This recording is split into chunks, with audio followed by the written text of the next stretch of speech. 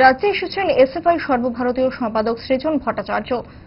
সংগঠনের কর্মসূচিতে অংশ নিতে তার রাজ্য সফর। বঙ্গসহ ত্রিপুরায় বাম কংগ্রেসের রাজনৈতিক বোঝাপড়া নিয়ে তাকে প্রশ্ন করা হয়েছিল সংবাদ মাধ্যমের তরফে। কি উত্তর দিয়েছেন সৃজন ভট্টাচার্য, দেখুন। আমরা তো আগে কংগ্রেসের সাথে বোঝাপড়া করে পশ্চিমবঙ্গে লড়েছি। তারপরে এইবারের ভোটে ওদেরই কি মনে হয়েছে জানি না, ওরা বলেছিল যে এবার আমরা একা লড়ে কি হয়েছে সেটা ওরাও ওদের একটু দেখভাল করা প্রয়োজন।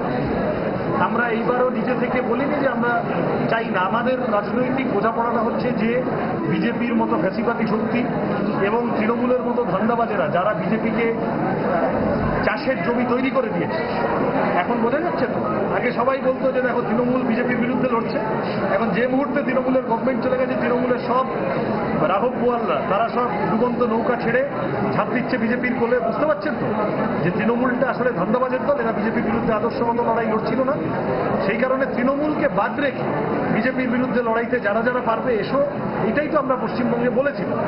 এখন কংগ্রেসের ইচ্ছা হয়নি আগেরবার আসতে, তাই জন্য ওরা আসেনি। আগামী দিনে কি হবে সেটা ওরা ঠিক করবে।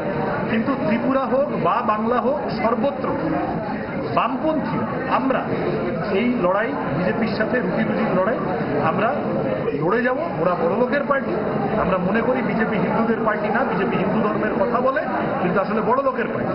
আর আমরা মনে করি আমরা গরিবের পার্টি। গরিবের কথা, মধ্যবিত্তের কথা, জীবন জীবিকার সংগ্রামের কথা বলার জন্য আমরা বামপন্থীরা লড়াই।